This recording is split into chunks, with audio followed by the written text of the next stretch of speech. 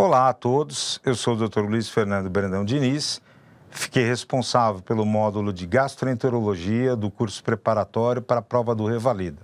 Muito bom estar com vocês. Hoje nós vamos falar sobre doença diverticular dos cólons e megacólon chagásico.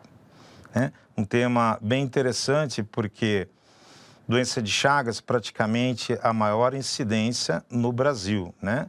E temos que laurear Carlos Chagas, que foi quem conseguiu fechar desde o agente etiológico da doença, o que ocorre como destruição pelo agente etiológico e possíveis tratamentos.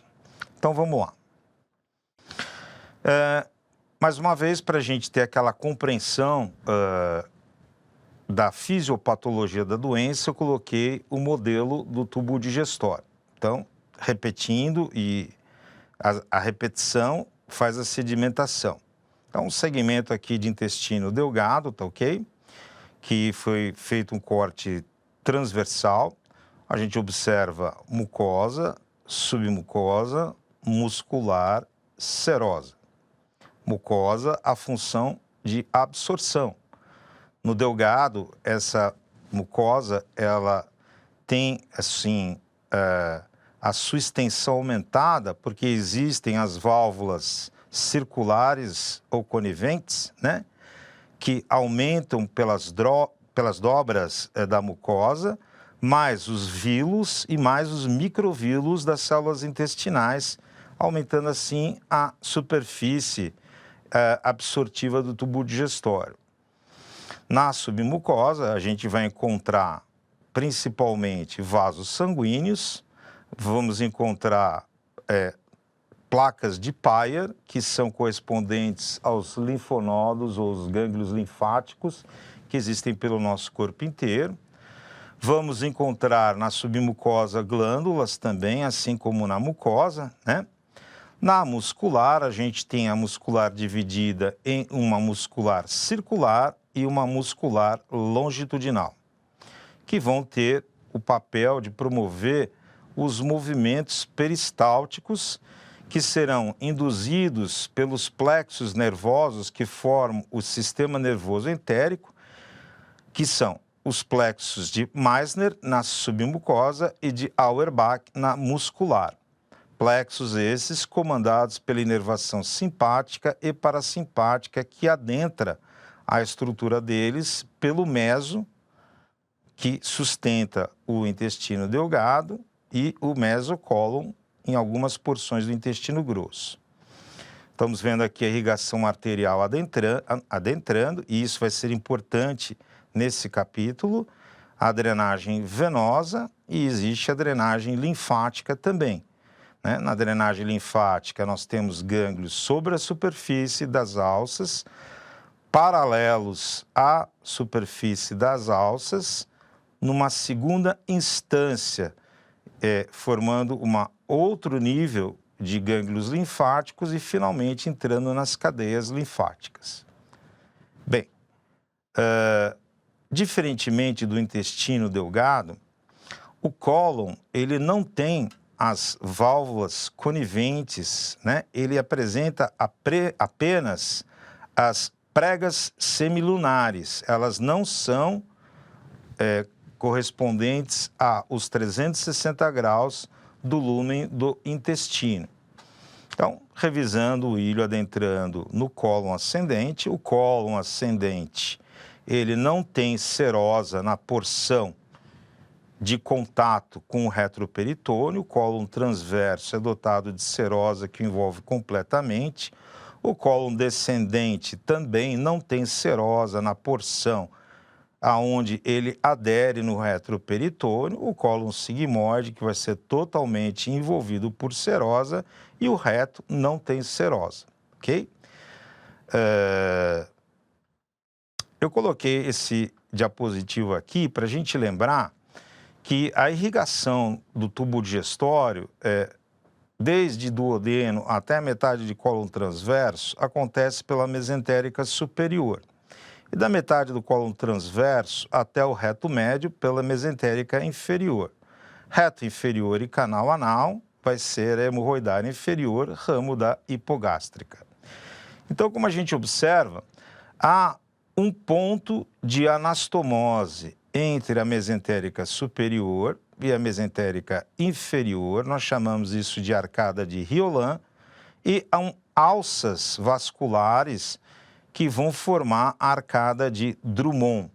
Aqui está bem nítido, né? A gente observa a continuidade do território mesentérico superior com o mesentérico inferior através dessas arcadas. Os vasos que vão a partir dessas arcadas, eles são chamados de vasos retos, né? Porque eles entram perpendicularmente, como a gente está vendo aqui, na parede da alça de intestino, e uma vez entrando perpendicularmente pelo meso, eles vão se dividindo, adentrando camadas mais profundas, se dividindo, adentrando camadas mais profundas, e assim por diante. A melhor maneira que a biologia encontrou para promover a irrigação em toto com uma grande economia de espaço. Então, doença diverticular dos cólons. Primeiro, divertículo é uma protrusão em formato de um saco saculiforme da parede do cólon. A gente pode ter divertículos em outras áreas do tubo digestório, desde a boca até o ânus, mas os mais frequentes são aqueles que comprometem o cólon. Diverticulose de cólon é definida pela presença de divertículos no cólon e pode ser que esses divertículos provoquem sintomas ou não. Já a doença diverticular é definida como diverticulose clinicamente significativa, quer dizer, vai ter a presença de sintomas. E sintomática, por sangramento diverticular, que é uma das manifestações, por uma diverticulite aguda, por uma colite segmentar associada a divertículos ou por doença diverticular não complicada, porém com sintomas. A prevalência da diverticulose está relacionada à idade, né? Aumentando de menos de 20% aos 40 anos para 60% aos 60 anos. A distribuição da diverticulose no cólon também varia de acordo com a geografia do paciente, quer dizer, onde ele está morando, né? Ou de onde ele veio. Nos países ocidentais e industrializados, tem taxas de prevalência de 5 a 45% de divertículos no cólon sigmoide. E na Ásia, os países orientais, a prevalência de diverticulose é entre 13% a 25% e pegando o cólon direito. Eu coloquei esse diapositivo para a gente entender direitinho. Aqui é um corte transversal do cólon e, como a gente sabe, no cólon o que acontece? A camada muscular longitudinal, ela não circunda os 360 graus da alça. Ela vai formar as chamadas tênias do cólon, né? Então, são locais onde ocorre um espessamento da musculatura. E a camada circular continua envolvendo o toto dos 360 graus. Então, aqui vocês estão observando a entrada de um vaso reto. Como eu falei, ele entra e se divide e cada um vai dando um ramo que vai se dividindo e assim por diante. Bem, o que acontece? No caso da diverticulose do cólon, há uma fraqueza nesse ponto de emergência do vaso sanguíneo, tornando ele mais passível de uma espécie de hérnia, né? Então, a gente observa aqui o movimento da formação do divertículo. Então, entre o vaso, que é o vaso reto entrando, e as camadas musculares, esse ponto de fraqueza com uma alta pressão de cólon vai formando o que a gente chama de um divertículo de pulsão, porque existem aqueles que são de tração, né? E, finalmente, a gente observa aqui o divertículo do cólon, que é a mucosa, é a serosa e envolvendo e um córyon de tecido conjuntivo. Doença diverticular dos cólons. Diverticulite é definida como inflamação de um divertículo, podendo ser essa inflamação aguda ou crônica. O conceito de agudo ou crônico não tem a ver com o tempo, ele tem a ver com o tipo de infiltrado inflamatório que vai estar presente nas camadas da estrutura do cólon, né? Os processos agudos são os polimorfonucleares, são os neutrófilos. E os processos crônicos são os monomorfonucleares, aqueles cujo núcleo não é lobulado, né? E representam os linfócitos e macrófagos. Descomplicada ou complicada por a presença de um abscesso ao redor do divertículo, uma fístula, que é uma comunicação anômala entre um órgão intraabdominal e outro órgão intraabdominal, ou entre um órgão intraabdominal e a pele, né? Obstrução intestinal ou perfuração livre. O sangramento diverticular é caracterizado por hematoquesia indolor, quer dizer, aquele sangramento vermelho vivo em grande quantidade, abundante, a ponto de a pessoa ter uma perda volêmica grande, né? E aí, com esta perda volêmica grande, a queda de pressão faz com que o vaso pare de sangrar. Então, os sangramentos, eles são autolimitados, porém de grande monta. O sangramento diverticular, ele é caracterizado por hematoquesia indolor, quer dizer, saída de sangue vermelho rutilante através do orifício anal, e é em grande quantidade, a ponto de levar a pessoa a uma hipotensão, e isso faz com que a pressão sistólica caia e o vaso pare de sangrar. A colite segmentar associada ao divertículo, ou colite diverticular, é caracterizada por inflamação na mucosa entre os orifícios dos divertículos, sem envolver os mesmos. E a doença diverticular não complicada sintomática é caracterizada por uma dor abdominal persistente, atribuída aos divertículos, a distensão desses divertículos, como a gente viu, a inervação do tubo digestório está relacionada à distensão da parede, né? Na ausência de colite macroscopicamente aberta ou diverticulite, e isso é conhecido como também diverticulite latente. Fatores de risco na diverticulose colônica. Então, são eles: baixo teor de fibras na alimentação. Fibras são açúcares que nós não possuímos enzimas para digerir. Um exemplo é a celulose, né? O papel.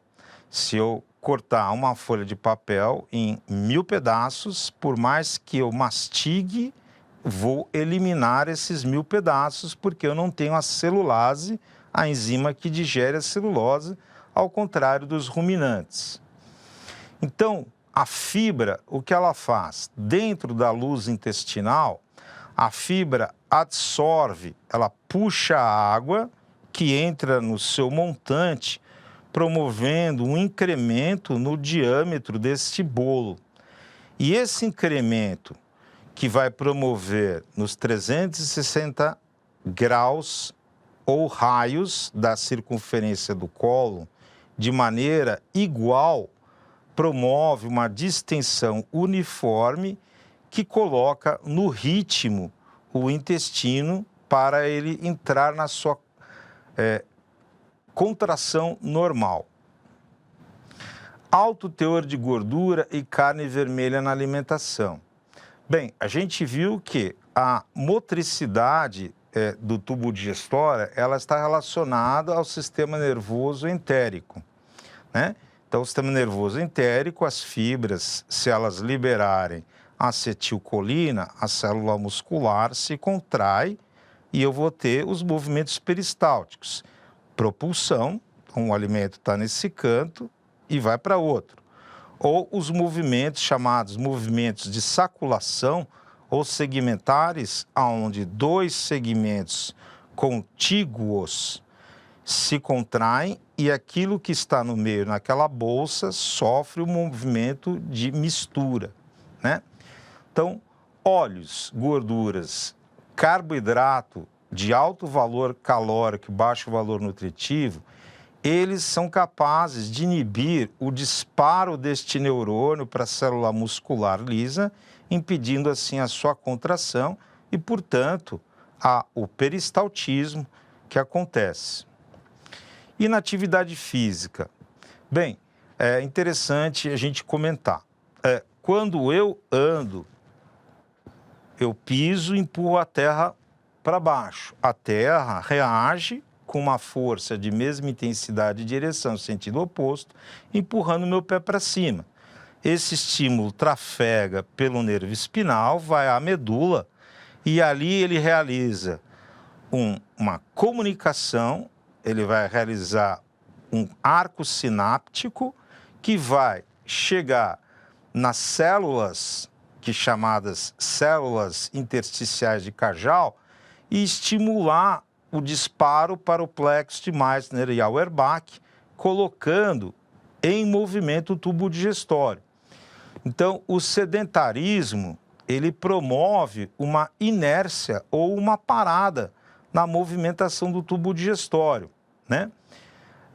Então, é importante a gente ter uma atividade física, e atividade física não precisa ser nada extenuante. O andar na horizontal 30 minutos todos os dias estimula o tubo digestório girar no sentido horário ou oral anal.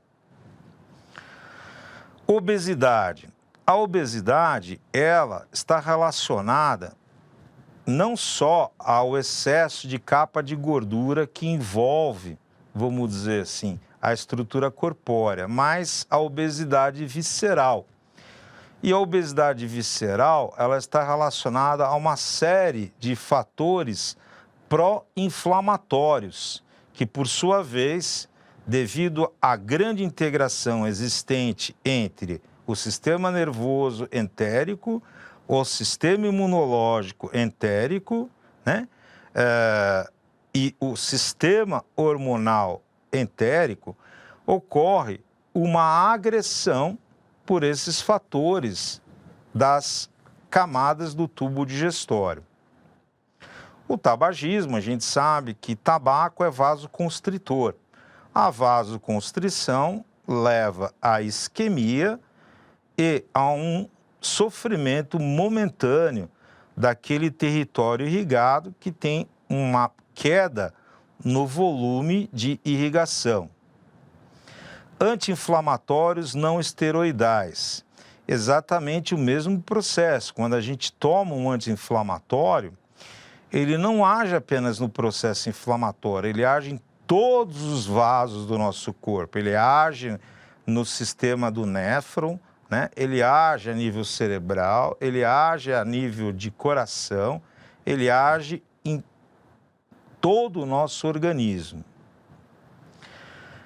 Utilização de glicocorticoides. Bem, os glicocorticoides, eles têm inúmeras funções, desde acordar o córtex cerebral no momento em que ocorre um pulso matinal, a modular a nível hepático todo o metabolismo e uma função também anti-inflamatória, diminuindo a irrigação sanguínea e também inibindo a ação do sistema imunológico.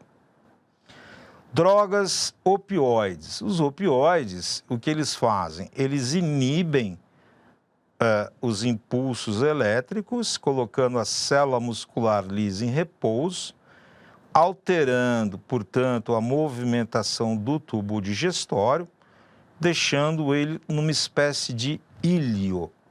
Essa espécie de íleo leva a um supercrescimento bacteriano, uma alteração da microbiota, e hoje a gente sabe que a microbiota, que é da ordem de 100 trilhões de bactérias, enquanto nós temos 10 trilhões de células, e produz inúmeras citocinas, uma vez mutada essa biota intestinal, nós vamos estar mexendo na circulação, vamos estar mexendo no sistema imunológico, no sistema nervoso entérico e na integração de todos eles. Algumas doenças onde ocorre alteração de fibras elásticas e colágenas, como Ehlers-Danlos, síndrome de Marfan e Williams-Beuren, elas trazem em si uma estruturação ou uma formação do cimento que une as células do tubo digestório de maneira bastante laxa, frouxa, e isso predispõe, com outros fatores, à formação de divertículos. Infecção pelo vírus da imunodeficiência humana tem a sua participação no jogo do interação entre sistema nervoso entérico, sistema imunológico, sistema hormonal, microbiota intestinal, promovendo alteração no funcionamento normal, né? E levando com isso a um aumento da pressão dentro da luz do intestino grosso. Certos quimioterápicos que vão destruir células, não apenas as tumorais, mas todas aquelas que têm um turnover muito rápido, que são as células epiteliais que basicamente forram o tubo digestório da boca ao ânus. Fisiopatologia da diverticulose colônica. Então, está relacionado aos pontos de fraqueza da parede colônica, como nós vimos lá atrás, que é onde entram os vasos retos. Há uma motilidade colônica anormal, ou seja, eu tenho nos movimentos peristálticos as contrações segmentares exacerbadas, levando a um incremento da pressão no segmento intermediário sobre as paredes do intestino muito aumentada. E isso promove, num ponto de fraqueza, a herniação. O cólon sigmoide tem como característica um menor diâmetro que os outros segmentos. Isso é interessante porque a maior parte dos divertículos se formam no cólon sigmoide. Então, a gente observa a relação direta da relação continente, que é o tubo digestório, conteúdo, que é o que está lá dentro, a lei de Laplace, que é uma lei que está relacionando a distensão da parede da alça de intestino com a pressão intraluminal. E, além disso, por ter o menor diâmetro, isto leva, durante os movimentos de segmentação, a uma maior pressão intraluminal. Há um espessamento da camada muscular circular por encurtamento das tênias. Veja, o que vai acontecer, que nós vamos ver lá na frente, é assim. Essa área doente da inervação forma como que pontos não funcionais que promovem uma tentativa da musculatura mandar, através dessa zona de alta pressão o deslocamento de fluidos ou sólidos. E como qualquer área do nosso corpo, se eu fizer muito exercício com o bíceps, eu hipertrofio. A mesma coisa vai acontecer no cólon. Ele vai ter uma hipertrofia da camada muscular e essa hipertrofia leva a um encurtamento das tênias que representam a camada muscular longitudinal, que por sua vez vai promover uma deformidade como áustros ou bolsas no intestino grosso. Ocorre uma deposição aumentada de elastina nas tênias, quer dizer, essa fibra elástica que vai sofrer por pressão uma distensão, ela tem que retornar esta força como a contração das mesmas para manter o diâmetro constante. E como há uma quantidade maior, eu tenho uma estrutura mais rígida. Mudanças no colágeno.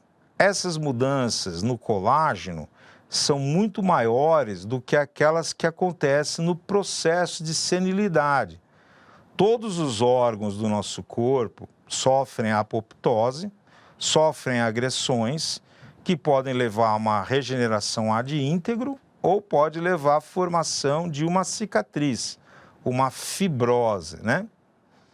E a gente vê que o colágeno na doença diverticular do cólon, ele se encontra numa quantidade muito maior.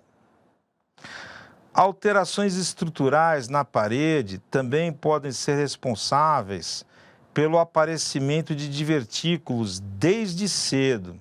Quer dizer, há algumas condições que desde cedo, por alterações na formatação da estrutura da parede do tubo digestório, vão levar a distúrbios do tecido conjuntivo, como a síndrome de Ehlers-Danlos, Marfan e doença renal policística autossômica dominante. Patologia da diverticulose do cólon. Então, a gente comentou que a diverticulose do cólon pode se apresentar na forma de diverticulite aguda. O que acontece na diverticulite aguda? Ocorre erosão da parede diverticular, que é secundária ao aumento da pressão da luz. Lembra, o divertículo, ele arma como um paraquedas. Se a pressão é demasiada, ocorre o estiramento do vaso. O estiramento do vaso leva a isquemia, infarto com bactéria, gangrena, perfuração. Também está relacionado a partículas alimentares espessadas que fazem uma ação de lixívia sobre o vaso que está na cúpula do divertículo. E isso vai levar esse vaso a ter uma reação, tornando-se com características diferentes, predisponentes a um sofrimento circulatório. Perfuração micro ou macroscópica do divertículo. Então, na diverticulite aguda, já há uma micro ou macro perfuração do divertículo que pode estar contida pela gordura do meso, formando pequenas blebs, bolhas, ou se romper para dentro da cavidade abdominal, eliminando fezes dentro da cavidade abdominal. Isto é uma frase muito importante. Muito se pensava que apendicite aguda, diverticulite aguda, estava relacionada à obstrução do orifício do divertículo ou do apêndice por um fecalito ou uma semente.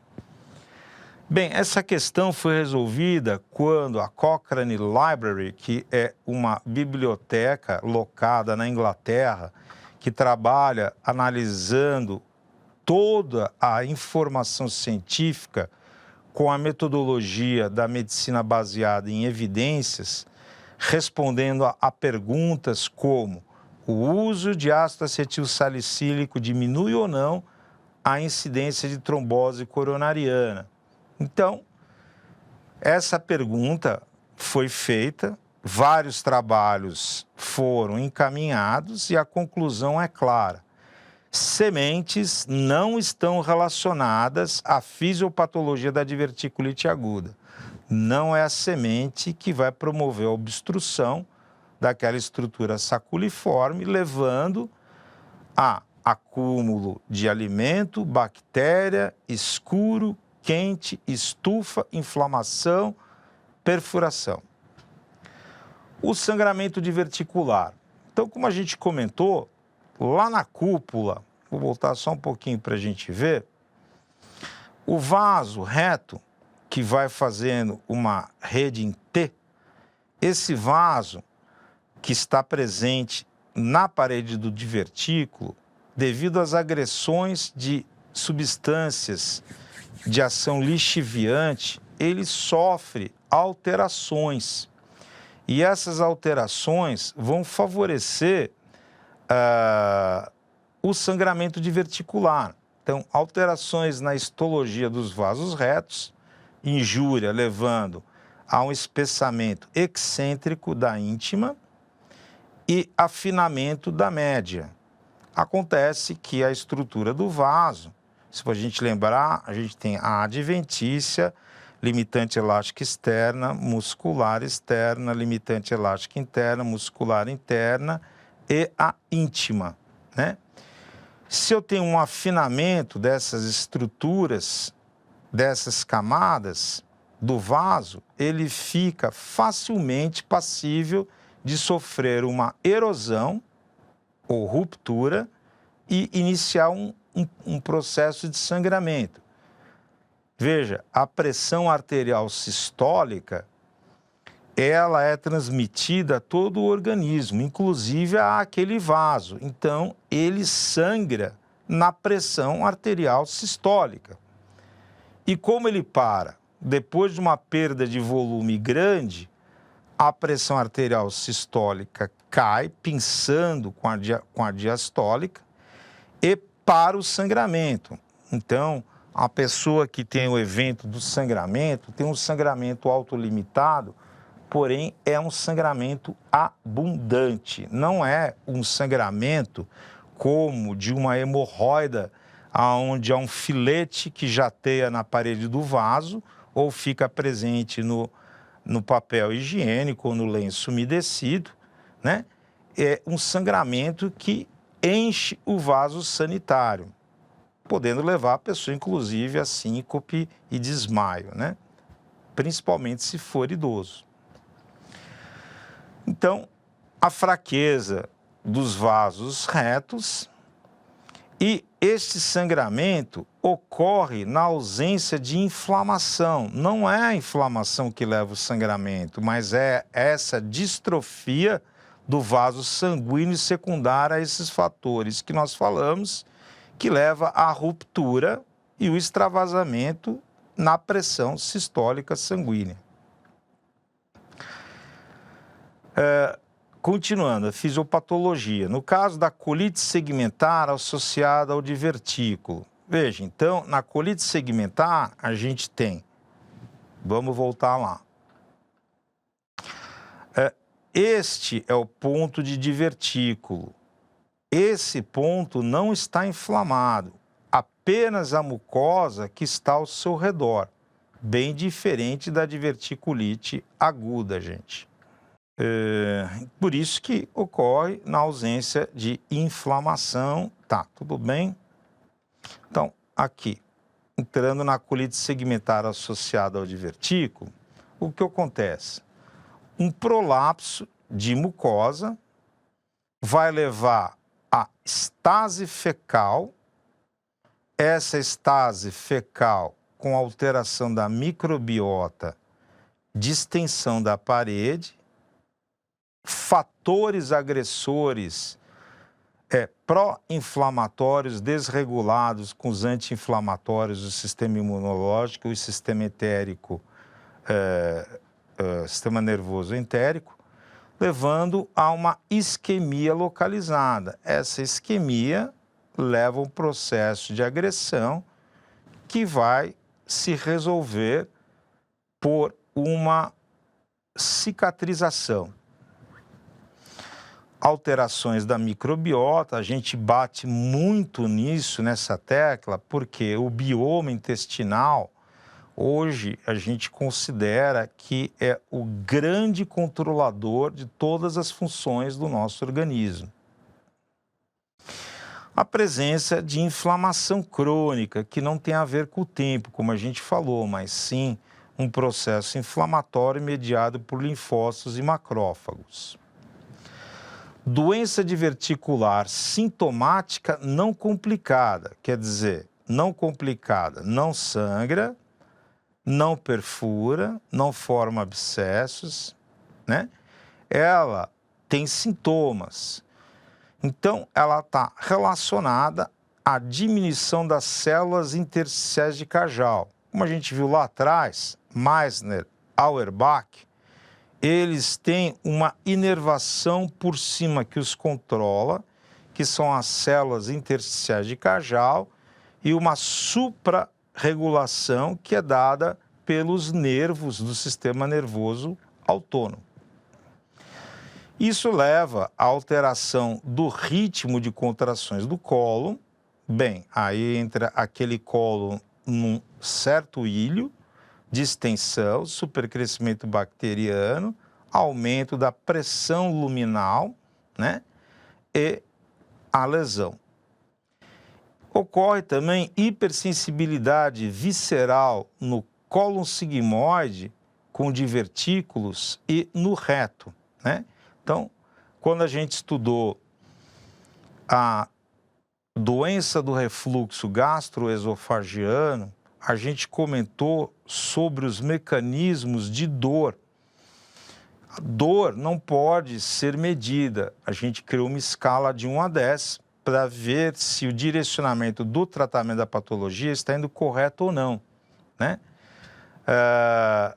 Há pessoas que, devido à teoria do gate, que é a entrada da raiz dorsal da medula espinal, que são os nervos sensitivos, há um delay, um atraso na passagem para os feixes intrínsecos da medula, assim como quando na chegada no tálamo, né, os feixes espinotalâmicos, a retransmissão para a área sunestésica geral também se encontra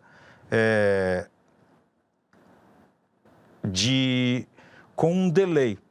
Então, a pessoa tem uma sensibilidade menor à dor, como é o caso dos orientais. Ou a pessoa tem uma sensibilidade maior à dor, que é o caso que nós estamos comentando aqui.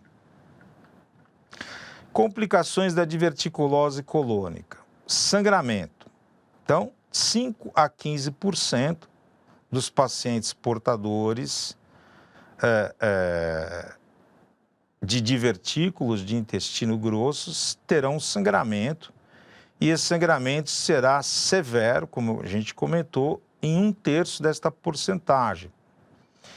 E o cólon direito é a principal fonte de sangramento em 50 a 90% dos casos. Inflamação. 4 a 15% dos pacientes portadores de diverticulose do cólon vão ter inflamação. E essa porcentagem, ela aumenta conforme a idade. E a incidência de diverticulite aguda, como um todo no globo, no mundo, vem aumentando. Abscessos, que são a perfuração microscópica ou macroscópica da parede do divertículo, levando a um extravasamento de uma série de substâncias nocivas, pode levar à formação de abscessos peridiverticulares, que serão considerados pequenos quando seu diâmetro é menor do que 4 centímetros, ou grandes quando o seu diâmetro for maior ou igual ou maior a 4 centímetros. Isso vai ter uma importância em termos de tratamento cirúrgico. A perfuração, que pode ser uma perfuração bloqueada pelo próprio meso, ela pode ser bloqueada por outros órgãos que estejam próximos, ou ela pode ser uma perfuração livre em cavidade abdominal. E aí a gravidade é num progressivo. Os repetidos processos inflamatórios em todos as maneiras de adoecer levam à fibrose, que, por sua vez, por se tratar de um órgão circular, leva à estenose, que, por sua vez, piora o movimento de ar e líquidos e sólidos dentro do cólon, aumentando a pressão dentro da luz do intestino, inflando mais esses divertículos. Pode ocorrer, por inúmeros processos inflamatórios e fibrose, uma displasia, uma metaplasia e a formação de câncer. E as fístulas que nós comentamos como trajetos entre alças que se unem para proteger e bloquear a perfuração, promovendo um processo inflamatório da parede que bloqueou e um trajeto entre dois órgãos, ou, se o bloqueia na parede do abdômen, um trajeto para a pele. Então, fístulas internas, fístulas externas. Quadro clínico, diverticulite aguda. Dor abdominal. Então, o paciente, quando está num processo de agudização da inflamação dos divertículos, ele vai ter a dor abdominal. A dor abdominal, que a princípio é encólica, é um desconforto, conforme essa alça de intestino vai se inflamando e liberando substâncias pró-inflamatórias, ela vai promovendo uma irritação peritoneal com sinais de localização do processo inflamatório. Então, a dor abdominal, ela vai ter uma intensidade variável de acordo com o nível de agressão do processo que está transcorrendo. Náusea, ela pode ser por um mecanismo reflexo ou ela pode estar relacionada à distensão da alça, provocando um reflexo de vômito para descomprimir a pressão dentro do tubo digestório, que só funciona quando a válvula iliocecal é incontinente e permite um refluxo colo-ileal. Febre. Bem, nós estamos aqui diante de um processo inflamatório infeccioso, bactérias de fezes. É um processo inflamatório estercoral, então o paciente vai ter febre. Como há um processo inflamatório e as alças de intestino, frente a um processo inflamatório, migram para tentar localizar o processo inflamatório, e as próprias substâncias inflamatórias alteram a condução elétrica de Meissner-Auerbach, células intersticiais e da inervação extrínseca que vem para a alça de intestino, eu vou ter uma queda do ritmo e até a parada da eliminação de gases e fezes. É o ilho do cólon, que é o quinto sinal inflamatório, como em qualquer processo inflamatório do nosso corpo, perda de função. O processo inflamatório, em geral, pelo aglomerado de alças, promove a formação de um plastrão palpável doloroso, a princípio móvel, que depois pode ser fixado. E aí cabe um diagnóstico diferencial de tumor. A suboclusão intestinal, então, se nós temos um processo inflamatório do tubo levando a uma diminuição do seu calibre, a montante, quer dizer, o que chega de trás, não consegue passar. Passa pouco ou não passa nada. Então, eu vou tendo um acúmulo, a montante de líquidos sólidos.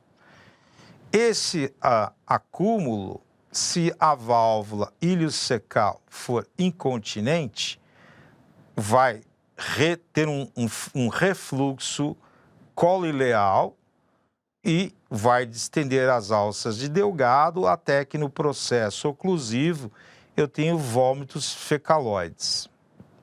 Se a válvula iliocecal for continente, então aí é grave, porque esse processo vai levando a um aumento da pressão no seco, que é o segmento mais distensível, podendo levar à ruptura do mesmo. Os sinais de peritonite, como a gente conversou, eles serão mais ou menos intensos de acordo com o grau de peritonite. Se eu tenho um abscesso localizado, eu não vou ter uma peritonite difusa. Portanto, eu tenho um tipo de exame clínico de abdômen diferente de quando não houve bloqueio e as fezes caíram na cavidade abdominal, dando uma peritonite estercoral grau 4. Sepsis vai estar presente nesses casos, ou em pacientes com uma intensidade de lesão menor, com uma imunossupressão, que fazem uso de quimioterápicos, doenças infecto-contagiosas como o HIV, doenças metabólicas como o diabetes, que levam a um funcionamento anômalo das células de defesa, enfim. As fístulas, como nós combinamos, como nós conversamos, a manifestação delas vai estar relacionada da onde essa fístula está vindo e para onde ela vai. Se eu tenho uma fístula que é originada pela aderência de uma diverticulite de sigmoide sobre a bexiga, eu vou eliminar fezes e gases pela bexiga. Ou, se for no espaço retrovaginal, eu posso ter eliminação de gás e fezes pela vagina. Se for para a pele, eu vou ter a manifestação da eliminação de secreção fecaloide sobre a pele.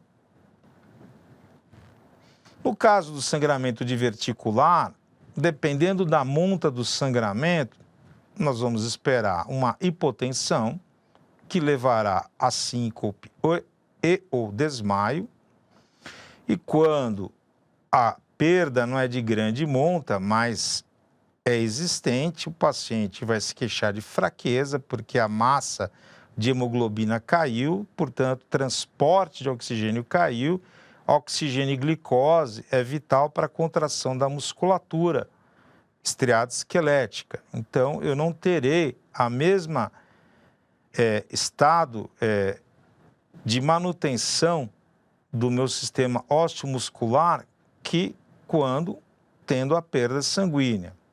A palidez é a tradução na pele da queda da hemoglobina, que traz uma cor avermelhada à pele. Veja, o lábio ele é vermelho porque a mucosa é transparente. Se eu pressiono o lábio e tiro o dedo, ficou pálido e logo se preenche. Outros sinais sistêmicos, como taquicardia, denotam que eu precisei aumentar a frequência cardíaca para manter o débito cardíaco. E esse aumento depende do quanto de volume eu perdi. Sudorese é uma descarga adrenérgica, porque a perda volêmica com hipotensão é interpretada pelo nosso cérebro como eu estou em perigo. Imediatamente ele ativa o sistema nervoso simpático, que entra no modo luta ou fuga, levando à liberação pela suprarrenal de cortisol, noradrenalina, né? E isso estimula as glândulas sudoríparas.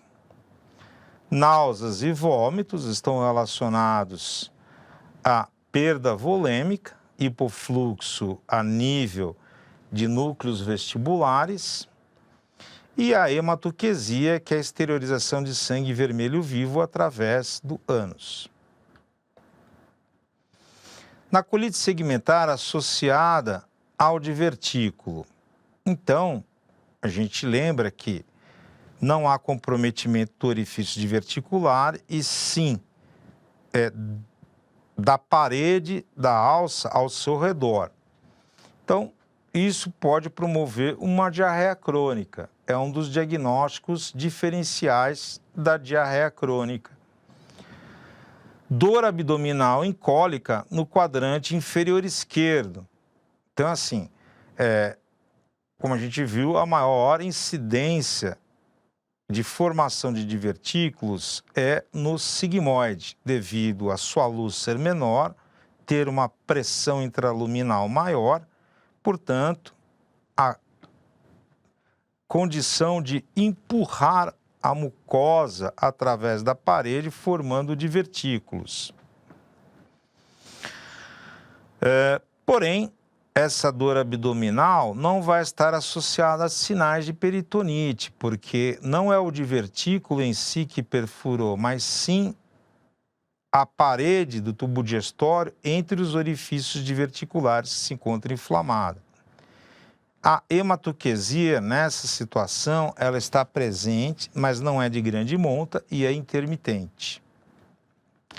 E na doença diverticular sintomática não complicada, então, aí eu vou ter principalmente dor abdominal em cólica, né? Então, assim, eu tenho o divertículo, eu tenho no divertículo, que está na parede do intestino, uma comunicação com a luz e a pressão dentro da luz do intestino é grande, que leva à sua distensão, estimulando os terminais nociceptivos.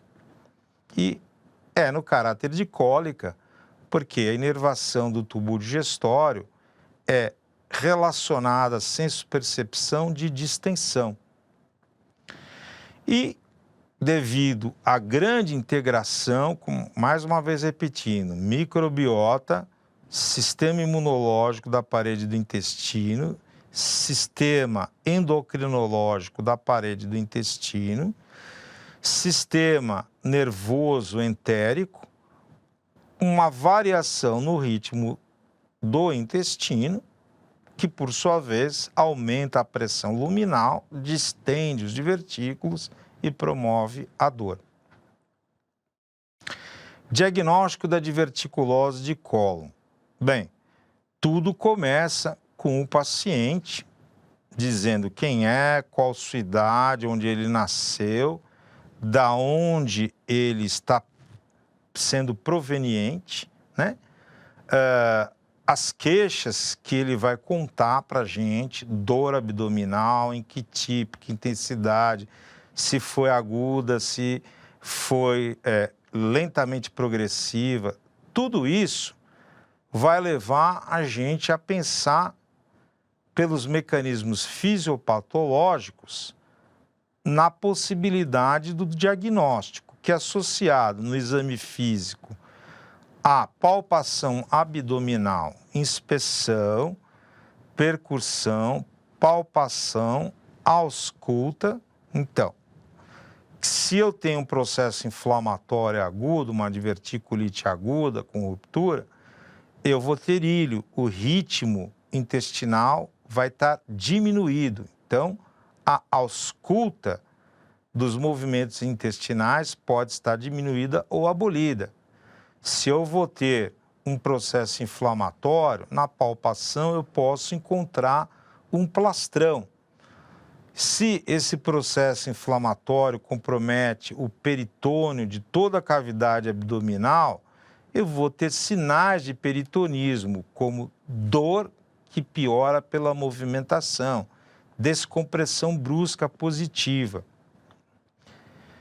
E aí a gente lança a mão de exames laboratoriais, exames de imagem. O hemograma, ele vai me mostrar, nos casos de hemorragia ou hematoquesia, uma queda do número de glóbulos vermelhos, da hemoglobina e do hematócrito. Se houver um processo inflamatório infeccioso, um aumento do número de leucócitos, podendo ter desvio à esquerda. Ureia e creatinina. Bem, se eu tenho uma queda abrupta do volume sanguíneo, eu posso ter uma insuficiência renal pré-renal. Então, a ureia vai subir rapidamente. Os eletrólitos, como sódio, potássio, cálcio e magnésio, que estão relacionados ao mecanismo de condução e contração das células musculares, se eles estiverem alterados, eu vou ter essa fisiologia patológica. O nível de hormônios tireoidianos. No caso do hipotireoidismo, eu tenho movimentos do cólon mais lentos, porém há casos em que ocorre o inverso, né? E vou ter também depósito de substâncias nos tecidos que estão entre as células, o parênquima, né? O estroma, que é a estrutura, vai estar infiltrado de substâncias proteicas. TGO, TGP. Lembrar que toda a drenagem venosa do tubo digestório vai para onde? Vai para o fígado, né? E uma vez que eu tenho bactérias entrando nos vasos venosos, eu posso ter uma hepatite transinfecciosa que vai levar a uma subida das transaminases. E a que mais configura a lesão hepática é a ALT ou a TGP, né? Porque a TGO não é só hepática, ela é de músculo estriado esquelético, estriado cardíaco e liso também. Proteínas totais e frações. Nos processos crônicos, eu vou ter uma enteropatia perdedora de proteínas, né? Então, uma albumina baixa diante de um paciente que não apresenta doença hepática, me lembra que eu estou perdendo por algum lugar. A proteína C reativa, produzida pelo fígado, ela sempre sobe quando há um processo inflamatório, seja infeccioso ou não. E é um índice preditor excelente para pacientes graves em UTI, para nós termos uma ideia de como esse paciente vai evoluir. Se a PCR está subindo, ele está cada vez pior. Se inicia o tratamento e ela regride, ele está melhorando. O exame coprológico funcional. O coprológico funcional, ele é um exame de fezes que vai avaliar como é a digestão dos carboidratos, das proteínas, óleos e gorduras. Vai observar se há sangue oculto nas fezes, se há glóbulos brancos nas fezes, se há ovos, larvas, vermes ou parasitas unicelulares nas fezes. Se eu troco a microbiota intestinal, o meu coprológico vai mostrar alterações, por exemplo, no pH. Eu posso ter sangue oculto presente, eu posso ter leucócitos presentes. Gasometria. Aqui a gente já está entrando, então, naqueles pacientes com uma peritonite grave, paciente de unidade de terapia intensiva ou de cuidados intensivos. Então, o que acontece? A desidratação, a infecção provoca uma má distribuição circulatória às células, que trabalham não mais em aerobiose, sim anaerobiose, levando à formação de ácido lático, mostrando um pH sanguíneo que foge para um pH ácido. Então, aqui o ácido lático, que eu já comentei, né? Posso usar uma série de outros exames que vão estar relacionados, por exemplo, se é um paciente com fístula, essa fístula está perdendo eletrólito, está perdendo proteína, está perdendo uma série de coisas e contaminando, né? E, se for entre alças, ela pode estar fazendo um bypass, alterando a absorção a nível de intestino delgado do produto final da digestão e vai mostrar alteração de vitaminas e de outras substâncias no sangue.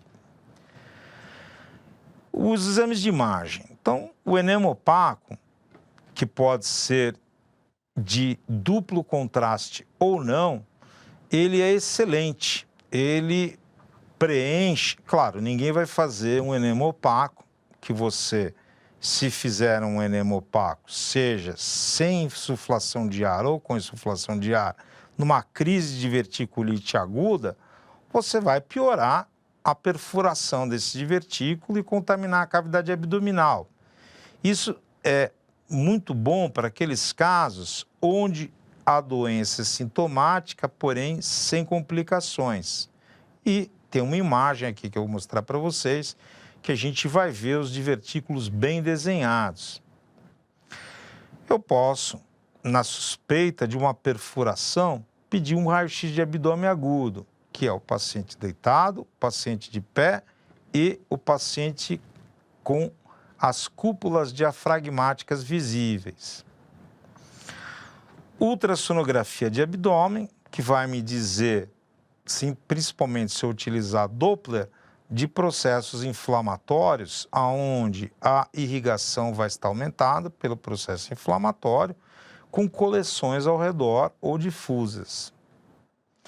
Tomografia de abdômen, né, que eu posso fazer com contraste via oral e endovenoso, para ver se há extravasamento, e no caso do contraste via oral, a gente não vai usar bário, que irrita o peritônio, mas sim outro tipo de contraste, e o endovenoso, que vai ser hipercaptado nas áreas inflamatórias, que são a gordura que fica ao redor daquela alça inflamada. A ressonância nuclear magnética de abdômen, em todas as suas infinitas modalidades, e quando o paciente fora de um quadro com fator de risco associado, a colonoscopia, que vai me mostrar os orifícios dos divertículos, que podem ser de base larga ou de base estreita.